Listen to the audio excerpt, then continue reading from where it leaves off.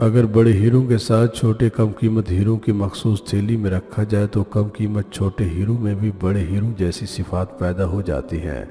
ہیروں کی آپس میں صحبت کے بعد یہ راز کھلا کہ قربت انسان کو کس طرح بدل دیتی ہے۔ اپنے بدن پر سانپ بچھو لٹکا رہی ہے، ان کی پرواہ نہیں اور ہم دوسروں کی مکھیاں اڑانے کی فکر میں ہیں۔ ہم تنقید کا کام یا نقص نکالنے کا کام اللہ پر چھوڑیں۔ اللہ نے اس کے لیے ایک وقت مقرر کیا ہوا ہے، وہ جانے اور اس کا کام جانے۔ ہم اللہ کا بوجھ اپنے کندھوں پر نہ اٹھائیں، کیونکہ اس کا بوجھ اٹھانے سے انسان سارے کا سارا کمزور ہو جاتا ہے۔ میں ان لوگوں سے بھی ملا ہوں جو محبت کی آگ میں سلگتے رہتے ہیں، اور جن پر وقت گزرنے کے ساتھ ساتھ ہلکی سی تہ چڑھ جاتی ہے، پھر اور وقت گزرنے پر دور پار سے ہوا کا جھٹکا گزرتا ہے تو ان کی یہ راکھ چھڑ جاتی ہے اور انگارے پھر دہکنے لگتے ہیں۔ مرد کا کام عورت کو سمجھنا نہیں، اس کو محسوس کرنا، اس کی حفاظت کرنا، اس سے محبت کرنا ہے۔ عورت کو اگر اس بات کا علم ہو جائے کہ مرد اس کو سمجھنے لگا ہے یا اس کے جذبات کو جانچنے کا راز پا گیا ہے تو وہ فوراً تڑپ کر جان دے دے گی۔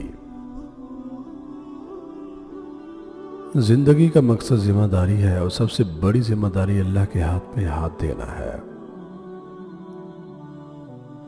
راستے کے کتوں کی پرواہ نہیں کرتے، ورنہ منزل نہیں ملتی۔ کتے بھونکنے کے لیے ہوتے ہیں، روکنے کے لیے نہیں۔ روحانیت سکھائی نہیں جاتی، پڑھائی نہیں جاتی، اختیار کی جاتی ہے۔ تکبر کبھی علم کو پھلنے پھولنے کا موقع نہیں دیتا۔ جو علم عاجز نہیں، منکسر نہیں، وہ محض ایک دھوکہ ہے۔ ایک گھمنڈ اور تکبر سے لبریز علم اس بات کی نشاندہی کرتا ہے کہ یہ علم چوری کا ہے، دوسروں سے لوٹا گیا ہے۔ جس طرح آپ چاہتے ہیں کہ آپ کا باہر کا جسم خوبصورت اور جاذب نظر ہو، اسی طرح کوشش اس بات کی بھی ہونی چاہیے آپ کا اندر بھی خوبصورت اور اجلا ہو۔ اپنے آپ کو پہچانو اور خود کو جانو، اور دیکھو کہ تم اصل میں کیا ہو۔ اپنی فطرت اور اپنی اصل کے مطابق رہنا ہی اس دنیا میں جنت ہے۔ محبت وہ شخص کر سکتا ہے جو اندر سے خوش ہو، مطمئن ہو اور پرپاش ہو۔ محبت کوئی سارنگا پوسٹر نہیں کہ کمرے میں لگا لیا، سونے کا تمغہ نہیں کہ سینے پہ سجا لیا۔ محبت روح ہے۔ آپ کے اندر کا اندر محبت کا دروازہ صرف ان لوگوں پر کھلتا ہے جو اپنی انا، اپنی ایگو اور اپنی نفس سے جان چھڑا لیتے ہیں۔ مومن وہ ہے جو ماضی کی یاد میں مبتلا نہ ہو اور مستقبل سے خوف زدہ نہ ہو، بلکہ وہ حال میں زندہ ہو۔ انسان ہر فکر اپنے ذمے لے لیتا ہے، ان کاموں کی بھی جو اس کے اختیار میں نہیں۔ اپنی ہر طلب اللہ سے مانگو اور قبولیت کا مکمل یقین رکھو۔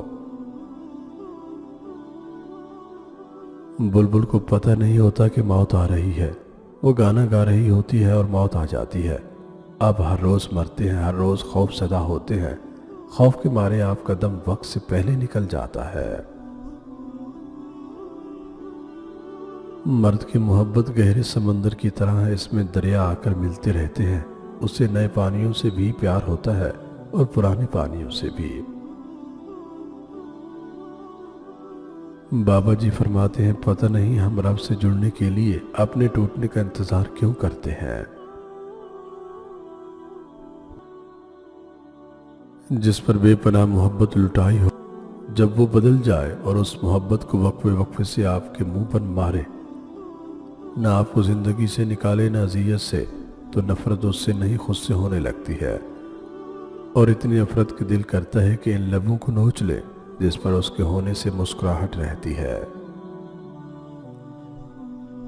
نزدیک سے آنے والی آوازوں میں سب سے قریب ترین آواز ضمیر کی ہوتی ہے، لیکن کم لوگوں کو سنائی دیتی ہے۔ میں نے اکثر محسوس کیا ہے کہ کسی کی تھوڑی سی نکتہ چینی بھی آپ کو اپنی بے عزتی محسوس ہوتی ہے۔ آپ جل بھن جاتے ہیں اور بس کھولنے لگتے ہیں کہ میرے نام اور میرے کام پر ایسی نکتہ چینی۔ اگر آپ ایک غبارے پر پاؤں رکھ دیں تو کیا ہوتا ہے؟ ایک زوردار دھماکہ ہوتا ہے اور غبارہ پھٹ جاتا ہے۔ یہی حال خالی خالی اور کھوکھلے انسانوں کے ساتھ ہوتا ہے۔ اللہ کے فضل کی صورت بھی عجیب ہے۔ وہ مجھے سخت گرمی میں بھگا کر، ہنکا کر اور پسینہ پسینہ کر کے اپنا کرم کرتا ہے، سخت سردی میں منجمد کر کے مجھ پر اپنا فضل کرتا ہے، مجھے کھانے کو دے کر بھی مہربانی کرتا ہے اور بھوکا رکھ کر بھی عنایت کرتا ہے، بیماری میں مجھے نحیف و نازار بھی کرتا ہے اور بیزاری میں مجھے پریشان بھی رکھتا ہے۔ لیکن ان ساری چیزوں کو اپنا کر میں مسکرا کر اپنا چہرہ اوپر اٹھاتا ہوں تو وہ میری شہرک کے پاس اسی سانس کا حصہ ہوتا ہے جو میں روشنی حاصل کرنے کے لیے اندر کھینچتا ہوں اور جو میں زندگی حاصل کرنے کے لیے باہر نکالتا ہوں۔